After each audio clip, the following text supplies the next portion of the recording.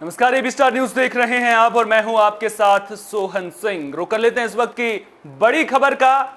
OBC समुदाय को बड़ा तोहफा मिला है। राज्यसभा में भी आरक्षण बिल पारित हो गया है। लोकसभा से पहले ही मंजूरी मिल चुकी है।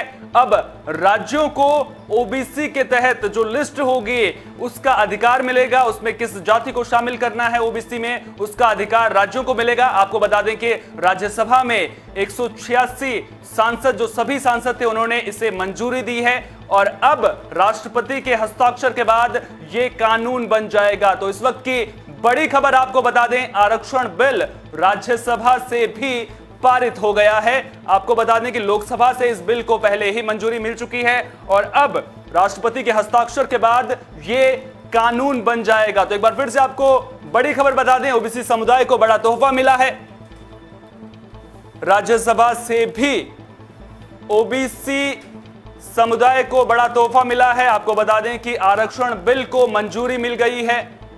राज्यसभा से भी आरक्षण बिल पारित हो गया है। लोकसभा से इसे पहले ही मंजूरी मिल चुकी थी और अब राज्यसभा में मौजूद सभी 186 सांसदों ने इसे समर्थन दिया है, जिसके बाद अब राष्ट्रपति के हस्ताक्षर के बाद ये कानून बन जाएगा।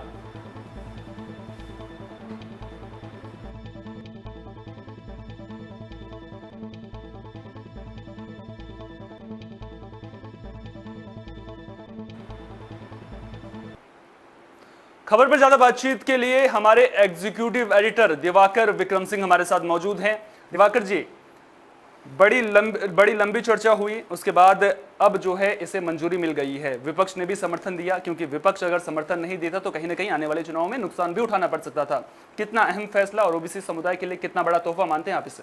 देखिए, तोहफा एक बड़ा है क्योंकि ये मराठा समुदाय को आरक्षण देने का मुद्दा था और इसको लेकर के मुंबई से लेकर के पूरे महाराष्ट्र में जिस तरह से आंदोलन छिड़ा था, उससे मराठा समुदाय बहुत नाराज हो रहा था। क्योंकि मराठा समुदाय को मंजूरी मिलती, अगर ये पहले होता तो उनको आरक्षण मिल जाता। तो जब मराठा समुदाय को खुश करना है, इसलिए इसको पूरा ओपन किया गया और एक तीर से दो निशाने किए गए, क्योंकि विपक्ष को ये बोलने का मौका ही नहीं मिला कि सरकार की नीयत में कोई खोट है। वो ये कहते हैं कि 50% आरक्षण की सीमा को भी अब पार कर जाइए। तो ये संभव नहीं है, क्योंकि एससी का इस पे आदेश है कि किसी भी कीमत पर नहीं हो सकता। लेकिन चूंकि राज्यों को जब अधिकार मिल गया तो महाराष्ट्र में मराठा या हरियाणा में जाट समुदाय या प्रदेश के किसी भी देश के किसी भी राज्य के किसी भी प्रदेश में अगर जो एक बड़ा समुदाय है, लिंगायत समुदाय है, इन सब कर्नाटक की बात मैं कर रहा हूं, तो पूरे राज्यों में जो बड़े समुदाय हैं वो ओबीसी में आ सकते हैं। जो अभी नहीं आए हैं वो अब आ सकते हैं। जब वो आ जाएंगे तो इससे भाजपा एक तीर से दो निशाने कर चुकी कि वो ओबीसी को लेकर के और उनके एक्सटेंशन को लेकर के, जितने जातियों का फैलाव है उसको लेकर के बहुत ज्यादा जागरूक है, बहुत ज्यादा संयत है, गंभीर है। और उस गंभीरता के साथ अगर विपक्ष न होती तो आने वाले राज्यों में जितने भी चुनाव हैं विपक्ष को उसमें नुकसान उठाना पड़ता। इसलिए विपक्ष को मजबूरी हुई और इसलिए मैं कह रहा हूं कि एक तीर से दो निशाने, कि इस निशाने के माध्यम से जिन लोगों ने संसद के इन दोनों सदनों में चर्चा के दौरान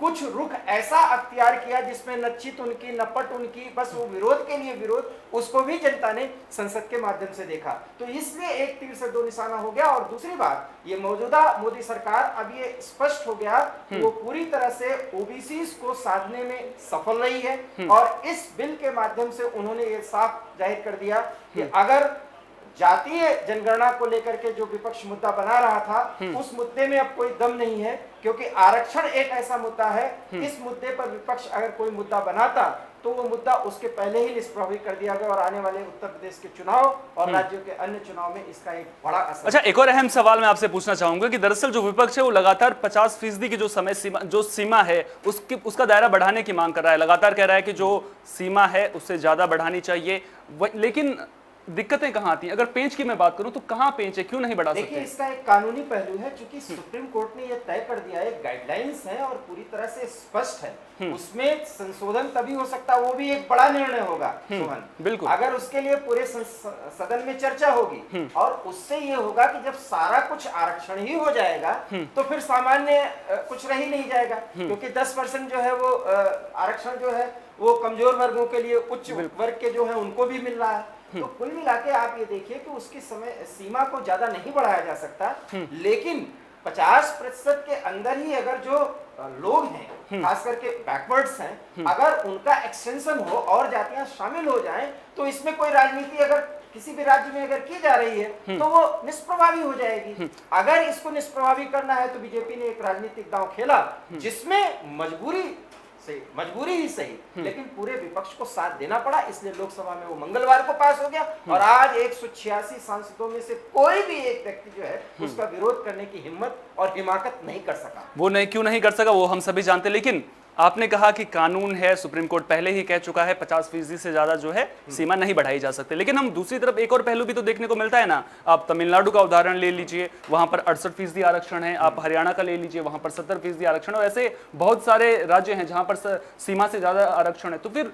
ये दो पहलू, तमिलनाडु और जिन राज्यों की आप बात कर रहे हैं वहां पर पहले से ये मैं वही कह रहा हूं कि आरक्षण को लेकर के भी कोई भी सरकार बहुत ज्यादा परिवर्तन चाहे पॉजिटिव या निगेटिव नहीं कर सकती, क्योंकि उससे पूरी तरह से उसका जनाधार ही खत्म हो जाएगा। क्योंकि तमिलनाडु में आरक्षण की व्यवस्था बहुत पहले से चली आ रही है, वहां पर उच्च वर्ग जो है वो कम है, 70% के करीब जो है वो बैकवर्ड और शेड्यूल्ड कास्ट मिलकर के होते हैं, इसलिए वो आरक्षण की व्यवस्था बहुत पहले से है, वो दशकों से चली आ रही है, इसलिए उसमें सुधार नहीं किया जा सकता। अन्य राज्यों में वो स्थिति होगी, इसीलिए तो जातीय जनगणना की बात की जा रही है, जिसको फिलहाल अभी ठंडे बस्ते में डाला गया है और यही विपक्ष दांव खेलने की कोशिश कर रहा था। लेकिन इस आरक्षण बिल के माध्यम से सरकार ने सीधे सीधे किया कि भैया 50% में जो छूट है, जो सुविधा है, उसमें जो जातियां आ सकती है पहले उनको तो लाइए। और इसलिए मराठा समुदाय अब बहुत ज्यादा खुश होगा भाजपा की इस रणनीति से, इस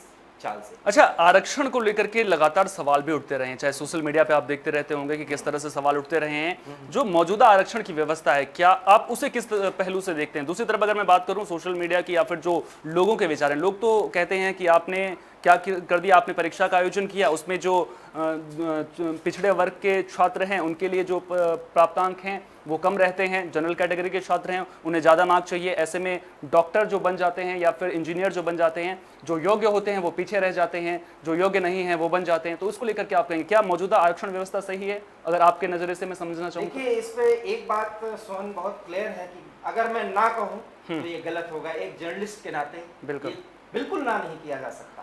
इसमें समय के हिसाब से सोच विचार किया जा सकता है और वो जातियां जो आरक्षण के अंदर हैं, जो नहीं है, अब मिलकर देश हित में विचार करें कि वास्तव में आरक्षण तो रहना चाहिए, लेकिन उसका एक्सटेंशन करने के बारे में और साथ ही साथ आरक्षण से किसको लाभ मिले ये सुनिश्चित किया जाना चाहिए, न कि इसके माध्यम से जातीय राजनीति की जानी चाहिए। इसलिए आरक्षण का मैं समर्थक हूं, लेकिन वोट के लिए जो आरक्षण किया जाता है, आरक्षण की राजनीति की जाती है, मैं उसका समर्थक नहीं हूं। क्योंकि मैं न ओबीसी हूं न एससी हूं, मैं तो सामान्य कैटेगरी में हूं, लेकिन मैं मानता हूं कि आरक्षण रहना चाहिए, क्योंकि समाज के पिछड़े और दबे लोग, एससी एसटी का अगर इससे विकास होता है तो ये बिल्कुल सही है, क्योंकि सबको एक साथ लोकतंत्र में सबको बराबरी पर आने का अधिकार होता है। लेकिन एससी एसटी से लेकर के बैकवर्ड्स में जहां भी जो सुविधा मिल रहा है, अगर उस सुविधा से उनको फायदा मिल गया है तो फिर उस परिवार को आरक्षण का सुविधा लाभ क्यों मिलना चाहिए, ये एक बड़ा सवाल। बिल्कुल। एक और चीज, 1992 में सुप्रीम कोर्ट ने इसको लेकर के जो फैसला दिया था उसका मैं जिक्र यहाँ पर करना चाहूंगा। दरअसल सुप्रीम कोर्ट ने कहा था कि जो आरक्षण है वो सामाजिक पिछड़ेपन के आधार पर होना चाहिए, और जो आर्थिक या फिर शैक्षणिक जो पिछड़ापन होता है वो सामाजिक पिछड़ेपन के आधार पर होता है। लेकिन हम देखते हैं ना समाज में कि जो पिछड़े वर्ग के अगर पिता हैं, बड़ी पोस्ट पर हैं, उनके बेटों को भी आरक्षण मिल रहा है। और यही बात मैं यही बात तो कह रहा हूँ, यही बात मैं कह रहा हूँ, और उसी को आपने और स्पष्ट किया। मैं वही बात कह रहा हूँ कि जो लोग आरक्षण से फायदा ले चुके हैं वो अगर बैकवर्ड कैटेगरी में हैं तो प्लीज अब देश हित के लिए वो छोड़ दें। लेकिन यहाँ पर एक गैस सिलेंडर की सब्सिडी बहुत लोगों ने छोड़ा ना, लेकिन यहाँ पर एक पेज भी तो निकलकर सामने आता है ना। अब अगर सरकार हटाएगी तो फिर नाराजगी, वोट सरकार नहीं हटाए, लोग खुद पहल करें और इसके लिए देश में एक जनमत तैयार हो। इसके लिए जो सुविधा ले रहे हैं वो देश हित, मैंने बहुत बड़ी बात कही है, आप समझिए, बिल्कुल देश हित के लिए जिन्होंने इसका फायदा ले लिया, अब समाज के और अपने ही वर्ग के और लोगों के लिए वो फायदा तो उनको अपने आप को लेकिन चलिए ठीक है, हम उम्मीद कर सकते हैं कि लोग आएंगे, पहल करेंगे, आरक्षण को लेकर जो व्यवस्था है वो और ज्यादा मजबूत होगी। लेकिन क्या आपको लगता है कि जिस तरह से हमारे समाज में है, आप देख रहे हैं आरक्षण को लेकर किस तरह से जंग छिड़ी हुई है, तो ऐसे में क्या संभव है ये चीज? बिल्कुल संभव नहीं है। और वोट की राजनीति के लिए और जातीय राजनीति में जातीय प्रधानता पाने के लिए, आर्थिक रूप से और ज्यादा प्रभावी होने के लिए ये बराबर बरकरार रहेगा, और यही इसकी कमी है। और इस कमी को तभी सुधारा जा सकता है जब देश हित को प्रथम रखा जाए। इसीलिए आरएसएस प्रमुख, आरएसएस के नेता दत्तात्रेय हसबोले ने अभी कल या परसों बयान दिया कि आरक्षण समाज के विकास के लिए जरूरी है। बहुत सोच समझ के दिया गया। अगर राष्ट्रवादी सोच से भी आप देखें तो आरक्षण जरूरी है, लेकिन आरक्षण उचित संदर्भ में देखा जाना चाहिए। बहुत बहुत शुक्रिया दिवाकर जी, तमाम जानकारी को हम तक साझा करने के लिए, तमाम जानकारी को हमारे दर्शकों तक पहुंचाने के लिए। तो जिस तरह से दिवाकर जी ने बताया कि आरक्षण समाज के लिए बेहद जरूरी है, लेकिन उससे भी जरूरी ये है कि वो आरक्षण मिल किसे रहा है। क्या जो समाज में सही मायने में पिछड़े लोग हैं, क्या उन्हीं को आरक्षण मिल रहा है, या फिर आम के आम और गुठलियों के दाम वाला जो सौदा है वो साबित हो रहा है? फिलहाल के लिए इतना ही, दीजिए इजाजत, नमस्कार।